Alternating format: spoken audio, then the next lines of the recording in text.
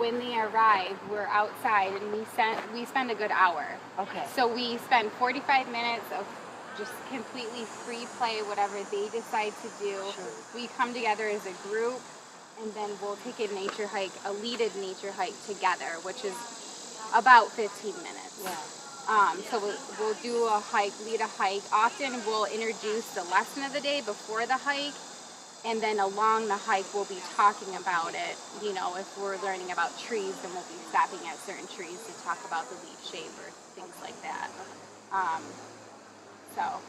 And then, you know, during the fall and the spring on any warm day, we oftentimes won't even go inside. We'll bring some materials from inside and bring them out, like puzzles and, you know, some more of those types of things. But we'll do, sometimes I'll grab a tarp and throw it down in the middle of the woods and have a circle in the woods. I'll just bring a bag with all my materials.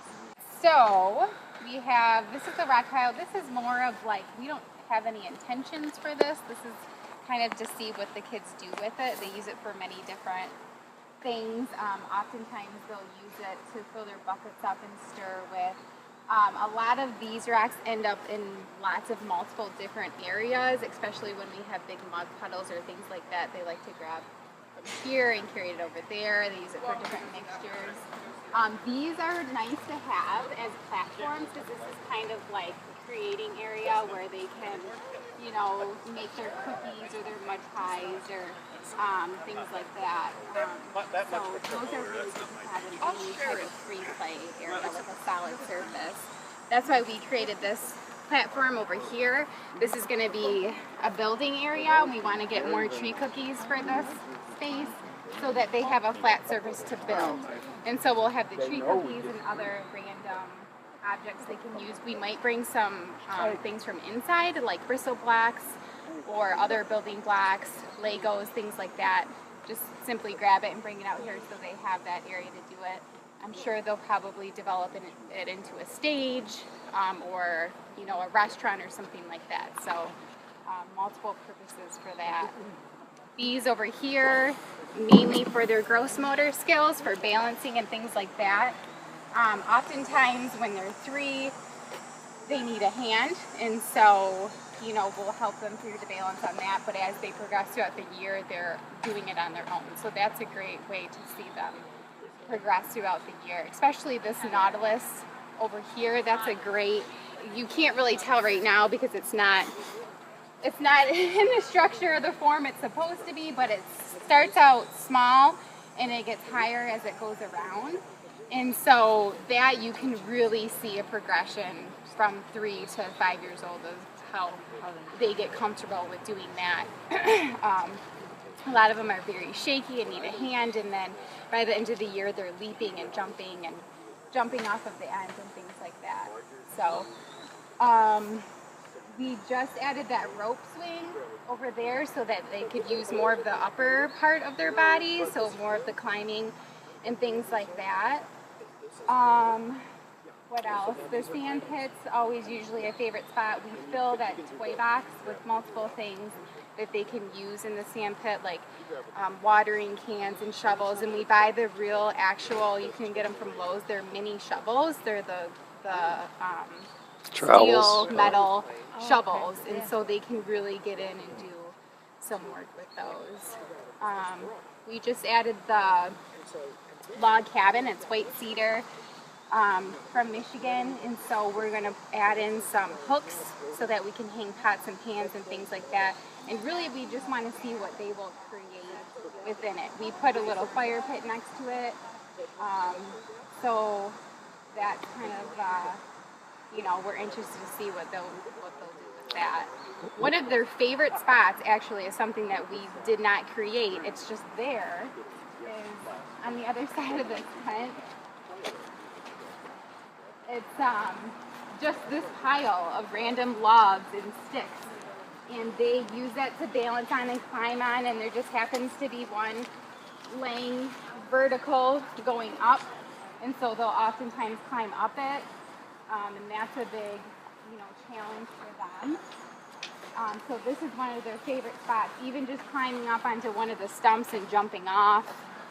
So oftentimes you'll see very big groups of children just climbing over things and rolling some of the logs over and discovering some of the bugs and things like that. So this is actually one of their favorite things to play with on the playground. So, and although this is not a natural piece over here, as preschool teachers, we know how important it is for them to have sensory things going on. So we kept the swings because they need to swing on their belly. They need to get on there and, pull themselves up and learn how to get on a swing, learn the pumping motion. And oftentimes this helps with the children that don't necessarily have the creativity to go out and just do and play, with their imagination. So they often need this to start with to feel comfortable, have a conversation with the teacher, and that's kind of like their safe spot. And then once they feel comfortable, oftentimes they'll venture. This, the children also created. So this bridge is fairly new. We have a draining issue, and so this whole mud area is always filled with water, usually. And so instead of trying to fix it, we decided to embrace it. So we put this bridge here, and before we put the bridge there, on our Beaver Day, the kids worked as a team collaboratively to haul out logs from the woods and brought these sticks out to create a beaver dam. And they were grabbing mud and, patting it down to make the sticks go together. And we videotaped the whole process, and there was like 3 or 4 kids, working as a team to like haul out logs together and, carry them out and figuring out, which ones, can lean against which. And so this has just been here since whenever we did that in March or something like that. So yeah, this is now our Beaver Dam Bridge area. So a lot of dirt was just piled up on there, and it's now our sledding hill. I get it. Which is perfect. They love the sled. I mean, that's all we did all winter long. And it's a perfect height to where, beginners aren't really that freaked out, and they can do it and be excited about it. And then we also use that playground on that side too. So there's some different types of things for them to do. And we'll try to switch from day to day so they can have each playground every other day. Do they ever head off into the woods back over here? They do. And, they're allowed to go. We don't have any real boundaries, but they know, not to go too far, basically. As long as we can see them.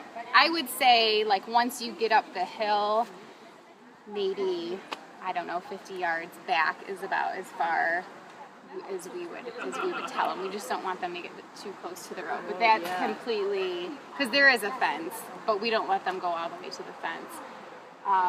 So it's really just so that we can see them. But we freely let them run, because oftentimes they'll run this whole perimeter through the woods back here around, and back again. And they climb the pine trees over back here too.